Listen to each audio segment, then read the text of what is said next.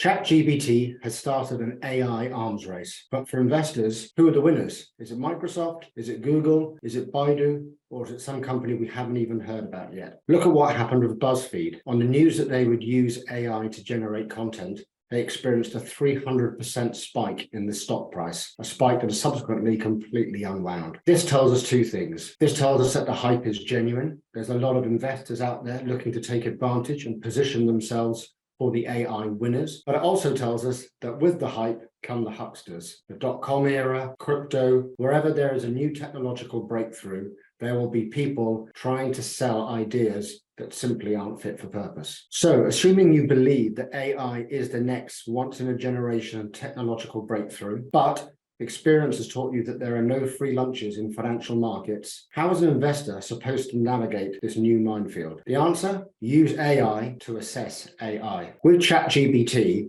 it's the natural language processing that is key. The real value add is that it disseminates huge amounts of information, presents it in a clear and concise answer, and written in good English prose. It feels like a human has responded. But there are downsides too. Several articles have pointed out the mistakes that ChatGPT has made. The point is there's a fair degree of filtering that is required on top.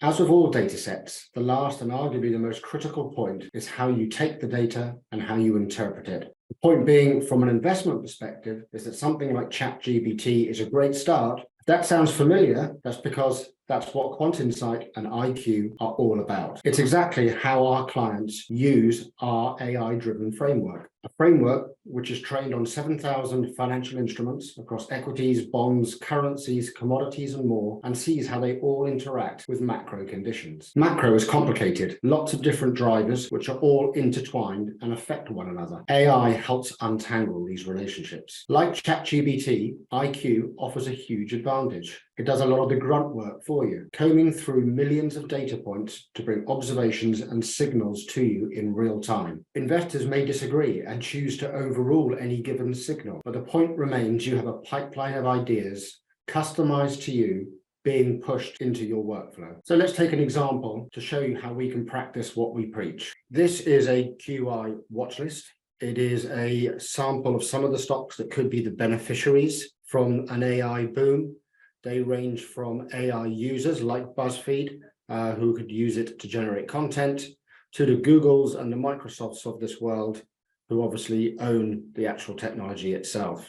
In this watch list, you can see whether a stock is in a macro regime or not, the model confidence here, and you have a macro valuation. And what jumps out is just how the early hype around AI has taken the vast majority of these stocks to rich valuations. So if you're looking for a relative laggard, BuzzFeed is the one that is actually slightly cheap, very negligibly, just 5%.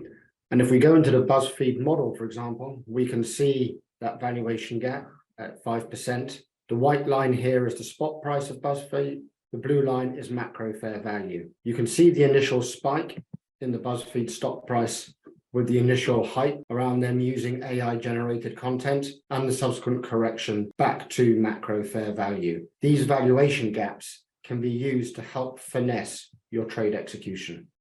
IQ does not yet have the natural language processing capabilities, but it does have the same smart underlying AI-driven process as ChatGPT.